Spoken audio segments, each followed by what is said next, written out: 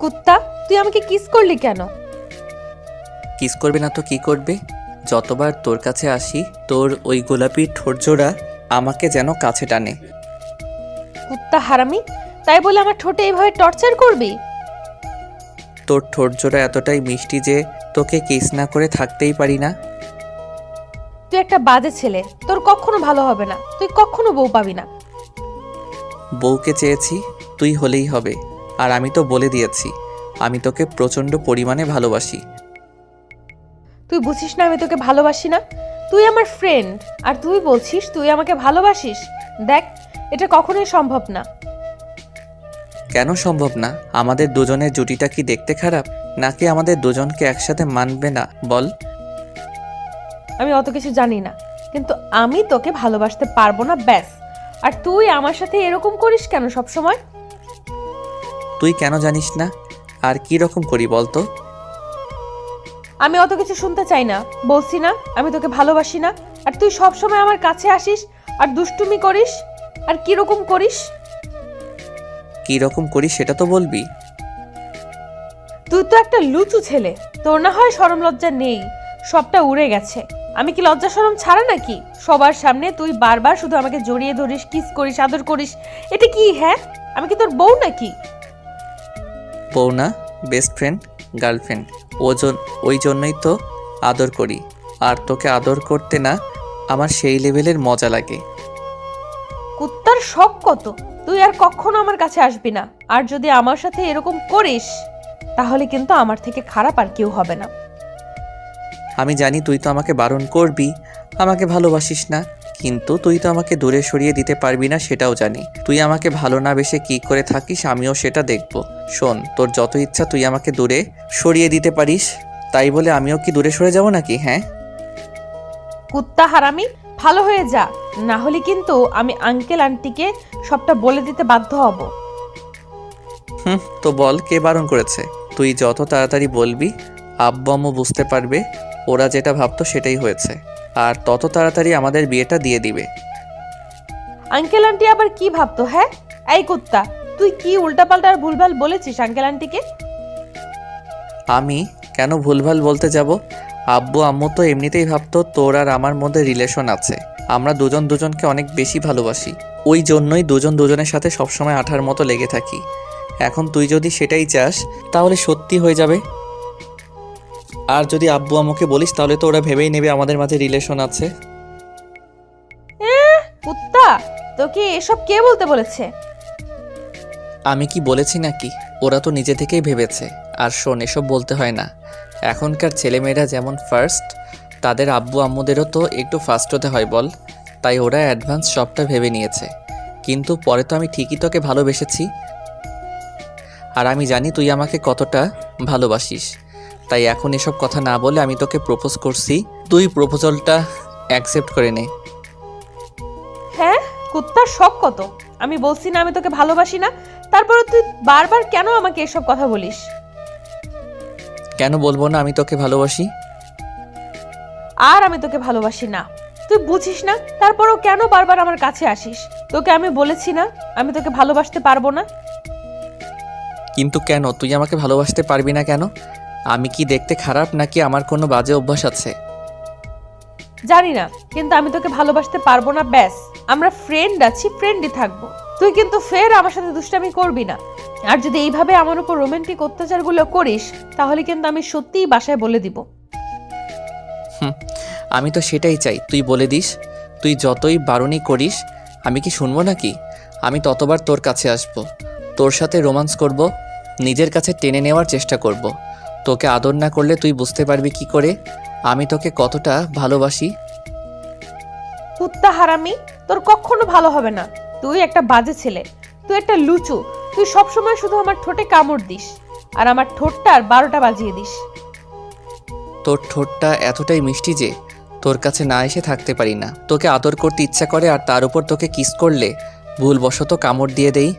জান, ওই জন্য রাগ করো তুমি? কুত্তার আদেক খেতে দেখো, জান বলছে। শোন, তোর এসব নাটক থামা। আমি বুঝতে পারছি তুই আমার সাথে মজা করছিস। কেউ তোর সাথে প্রেম করে না তো ওই জন্য তুই আমার সাথে এভাবে দুষ্টুমি করছিস, তাই তো? আমি তোর ফ্রেন্ড, তুই কিন্তু আমার সাথে এরকম করবি না, তাহলে কিন্তু আমাদের ফ্রেন্ডশিপটা নষ্ট হয়ে যাবে। তাই সত্যি তো তুমি আমাকে ভালোবাসিস না? তোর সত্যি মনে হচ্ছে আমি আদিক্ষেতা দেখাচ্ছি, তোর সাথে দুষ্টুমি করছি? কেউ আমার সাথে প্রেম করে না বলেই আমি তোর সাথে এরকম মজা করছি, তাই তো? আচ্ছা একটা কথা বলতো, তুই কি সত্যি আমার সাথে ফ্রেন্ডশিপটা নষ্ট করে দিতে পারবি? আমার সাথে কথা না বলে থাকতে পারবি? একটা দিন আমার সাথে দেখা না করে পারবি থাকতে? জানি না, কিন্তু তুই আর আমার সাথে এরকম মজা করবি না, তাহলে কিন্তু আমি সত্যি আর কখনো তোর সাথে কথা বলবো না। আমি তোর কাছে না আসলে, তোকে ভালোবাসি কথাটা না বললে তোর খুব ভালো লাগবে তাই না? তোকে ডিস্টার্ব না করলে তুই ভালো থাকতে পারবি তো? হ্যাঁ পারবো, তুই আর কখনো আমাকে ডিস্টার্ব করবি না, আর এইসব কথা বলবি না, আমার ভালো লাগে না এসব। ও বুঝতে পেরেছি, তোকে ভালোবাসি সেটা বুঝতে পারছিস না তাই তো? একটা সময় ঠিকই বুঝতে পারবি, কিন্তু আফসোস হচ্ছে তখন খুব বেশি দেরি না হয়ে যায়। কুত্তা, তুই আবারও সব কথা বলছিস? দেখ, তুই যদি সত্যি এসব কথা বলিস না, তাহলে কিন্তু আমি আর তোর সাথে যোগাযোগ রাখবই না। না না, তোকে আর তেমন কিছু করতে হবে না। আসলে আমি তোর কাছে আসলেই এসব কথা বলতে থাকবো, আর তোর এসব কথা ভালো লাগে না, তাই ভাবছি তোর সামনে আর আসবো না। তাতে যদি তুই একটু ভালো থাকতে পারিস তাতেই আমি হ্যাপি। তুই একটা সময় না ঠিকই বুঝতে পারবি আমি তোকে কথাটা ভালোবেসেছিলাম, কিন্তু আমি না তোকে বোঝাতে ব্যর্থ হয়ে গেলাম। আজকে 6টা মাস যাবত আমি তোকে বোঝানোর চেষ্টা করছি, তুই না বুঝতেই পারছিস না, কিন্তু একটা সময় না খুব বেশি ভালোবেসে ফেলবি আমাকে। আমি তোকে কখনোই ভালোবাসবো না, দেখিস? তোর মতো একটা কুত্তাকে ভালোবাসবো আমি? আমাকে না ভালোবাসলে অন্য কাউকে তো ঠিকই ভালোবাসবি। সে যদি তোকে মেনে না নেই, কষ্ট দেয়, তখন বুঝতে পারবি। আমিও 6টা মাস ধরে কতটা কষ্ট পেয়েছি তোর এই ইগনোরগুলোতে। তুই আমার সাথে ভালো করে কথা বলিস না, এমনকি আমাদের মাঝে যে ফ্রেন্ডশিপ ছিল তুই সেটা থেকেও কথা বলিস না। ঠিকই বলেছিস, আমি কুত্তা না হলে নির্লজ্জের মতো বারবার তোর কাছে আসতাম না। আসলে কি বলতো, ভালোবাসি তো, ওই জন্য না তোর থেকে দূরে সরেও থাকতে পারি না। তুই টেনশন করিস না, আমি তো তোর কোনো কথাই ফেলতে পারি না। তুই একটা আবদার করছিস আমার কাছে, আমি সেটা রাখার চেষ্টা করব। তুই আর এখন থেকে আমাকে এরকম দুষ্টুমি করতে দেখবি না। ঈশান কথাগুলো বলে সেখান থেকে মন খারাপ করে চলে গেল। মিম ভাবলো হয়তো পরে সবটা ঠিক হয়ে যাবে। ঈশানের এরকম দুষ্টুমি আর পাগলামিগুলো মিমের ভালো লাগে না, তাই বারবার ওকে ফিরিয়ে দেয়। মিম আর ঈশানের ফ্রেন্ডশিপটা এমন পর্যায়ে গেছিল যে ওরা একজন আরেকজনকে ছাড়া চলতে পারতো না। কারো মন ভালো থাকলে অন্যজন যেন দায়িত্ব নিয়ে সেটা দূর করে দিত। একটা মেয়ে আর একটা ছেলে কখনো শুধু ফ্রেন্ড থাকতে পারে না, তাদের মধ্যে কেউ না কেউ কারো প্রতি দুর্বল হবেই। আর ঈশান মিমের প্রতি প্রচন্ড দুর্বল হয়ে গেছিল, সেটাও বেশ ভালোভাবে বুঝতে পেরেছিল। তারপর থেকেই ঈশান ওকে বোঝানোর চেষ্টা করে, কিন্তু মিম যেন বুঝতে চায় না, তাই ঈশানও ওকে একদিন প্রপোজ করে দেয়। ঈশান যখন আমাকে প্রপোজ করেছিল সেদিন অনেক অবাক হয়েছিলাম। তারপর একটা সপ্তাহ রাগ করে ওর সাথে কথা বলিনি।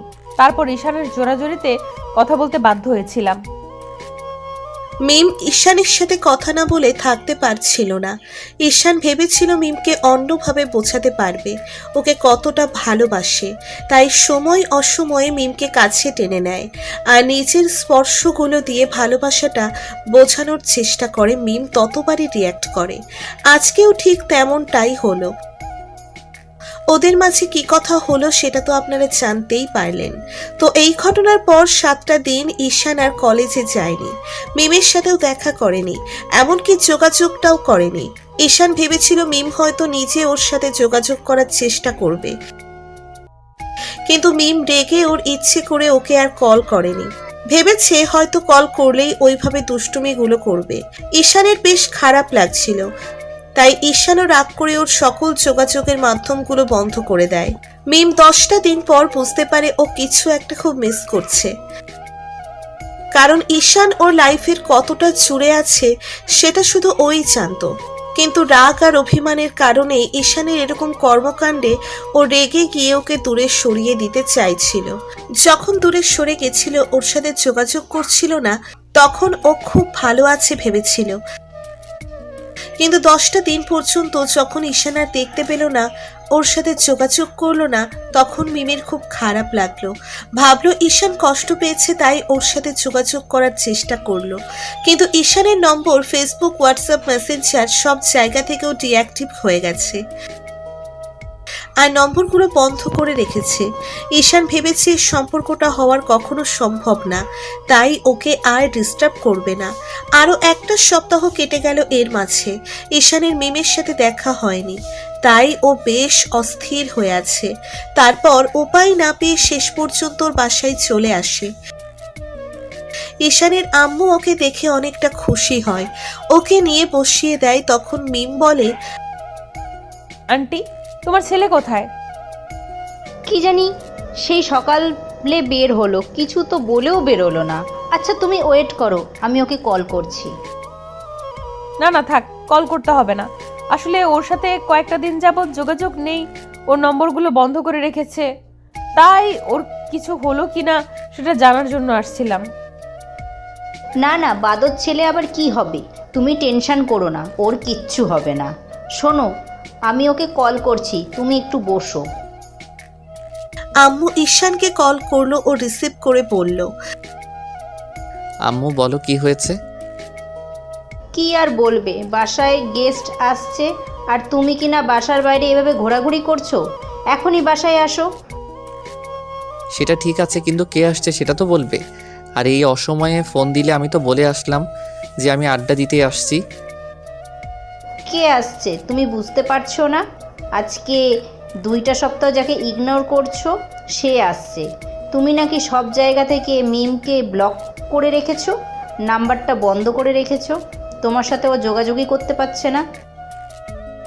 আম্মু মিমের দিকে এগিয়ে আসলো, তারপর ওকে ফোনটা দিয়ে বলল, এই নাও, মিমের সাথে কথা বলো। মামুনি তোমরা কথা বলো, আমি আসছি।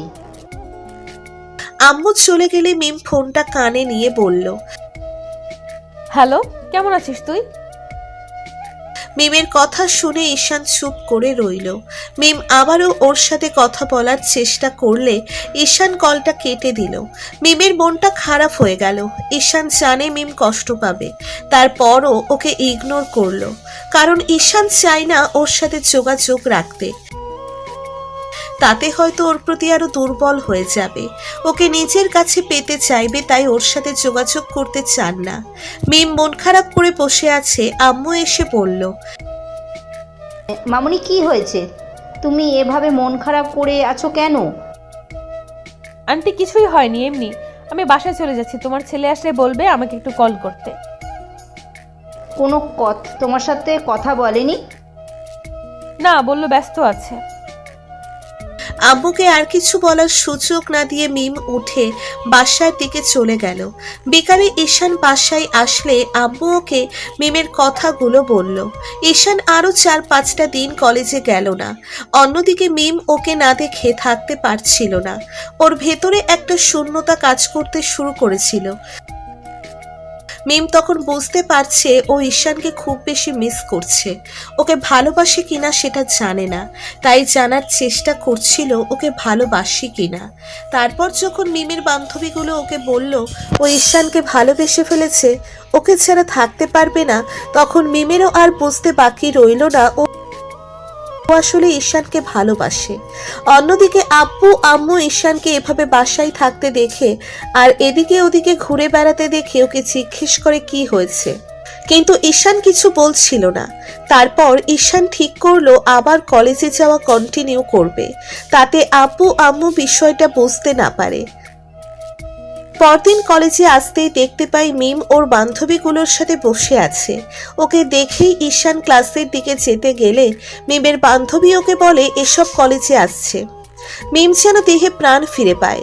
এতগুলো দিন পর ওকে দেখার জন্য আর নিজেকে আটকে রাখতে পারে না। দৌড়ে ঈশানের কাছে আসতে গেলে ঈশান ওকে দেখে এড়িয়ে যেতে চায়। মিম দৌড়ে এসে ওর সামনে দাঁড়ায়। ঈশান পাশ কাটিয়ে চলে যেতে গেলে মিম ওর একটা হাত ধরে ফেলে আর বলে, কি হয়েছে তোর? আমাকে ইগনোর করছিস কেন? তুই বুঝিস না তোর ইগনোরটা আমি নিতে পারছি না? আমি তোকে ইগনোর করব কেন? আর তুই কে যে আমি তোকে ইগনোর করতে যাব? এখন বলছিস আমি কে? আমি তোর বেস্ট ফ্রেন্ড, আর তুই না আমাকে ভালোবাসিস, তাহলে ইগনোর করছিস কেন? কে বললো তোকে ভালোবাসি? তুই না বললি আমি তোর সাথে মজা করছি? তাহলে এখন আবার কি মনে করে বলছি যে আমি তোকে ভালোবাসি? দেখ, এসব উদ্ভট কথা বলিস না তো।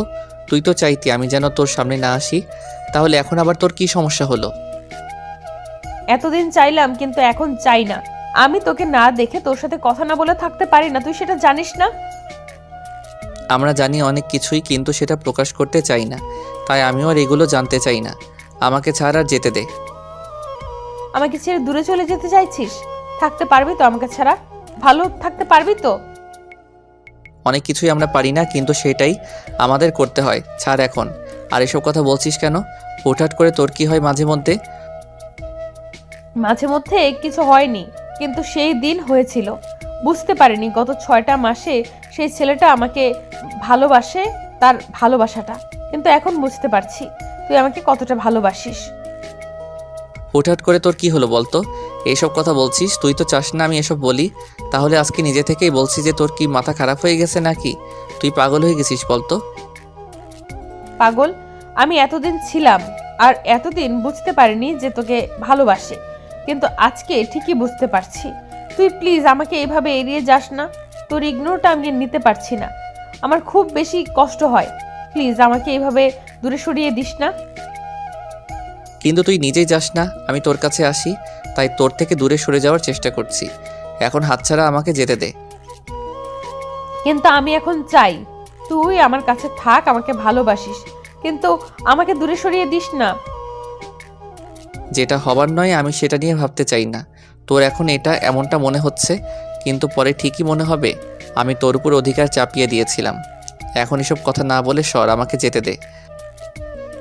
ভালোবাসিস তাহলে ইগনোর কেন করছিস? তুই জানতি না আমি একটা সময় তোকে ভালোবাসবো? তুই তো বলতি, আর সেটাই হয়েছে। তাহলে এইভাবে কষ্ট কেন দিচ্ছিস? তুই বুঝিস না আমি তোর ইগনোরটা নিতে পারি না, তোকে কত বেশি ভালোবেসে ফেলেছি। আগে তো সেটা বলিসনি, আর তুই চাইতি আমি তোর সামনে যেন না আসি। আমি কি সেটা একবারও মন থেকে বলেছি? তুই কেন বুঝিস না? আমি তোকে অনেক বেশি ভালোবেসে ফেলেছি। প্লিজ আমাকে কষ্ট দিস না। তুই যে আমাকে এতদিন কষ্ট দিলি তার বেলায়। বললাম তো ভুল হয়েছে। সত্যি তো? আর কখন এরকম ভুল হবে না? আমাকে দূরে সরিয়ে দিবি না তো? আবার মনে হবে না তো তুই আমাকে ভালোবাসিস না? তেমন কিছু না। মনে হওয়ার আগে আমি আঙ্কেল আন্টিকে বলবো যেন আমাদের বিয়েটা দিয়ে দেয়। ওরে শালা, তুই দেখি এত অ্যাডভান্স রোমান্স করার এত ইচ্ছা? জানি না, কিন্তু তোকে আমি আর হারাতে চাই না। আমি তোর এই কয়েকটা দিনের ইগনোরটা মেনে নিতে পারিনি, তাহলে সারা জীবনের জন্য তোকে হারিয়ে ফেলি কি করে থাকবো বলো? এত কথা বলছিস, কিন্তু একটাবারও কিন্তু প্রপোজ করলি না, আর বললি না তুই আমাকে ভালোবাসিস। সব কথা মুখে বলে দিতে হয় না গাধা। তারপরেও বলছি আমি তোকে অনেক বেশি ভালোবাসি। এবার একটা বার আমাকে জড়িয়ে ধরো। জড়িয়ে ধরলে তো তোকে আমার আদর করতে ইচ্ছা করবে, তখন করলে করবে, কিন্তু তুই আমাকে দূরে সরিয়ে দিস না প্লিজ। এখন আদর করো। ভালোবেসে চান আপনার ভালোবাসার মানুষটিকে, ভীতু মানুষের মতো পছন্দের মানুষটাকে প্রপোজ করার ভয়ে হারিয়েন না। কি ভয় পাচ্ছেন যে প্রপোজ করার পর সে আপনাকে রিজেক্ট করবে? আরে ভাই, আগে প্রপোজ তো করেন। ভালোবাসার মানুষটিকে আঠার মতো আগলে রাখুন। আরে তোমাদেরকে বলছি, গল্প শেষ। ভিডিও কেটে চলে যাচ্ছ? সাবস্ক্রাইব করবে কে? আর হ্যাঁ, যারা পেজ থেকে ভিডিও দেখছো ফলো করতে ভুলবে না কিন্তু। টাটা, আল্লাহ হাফিজ।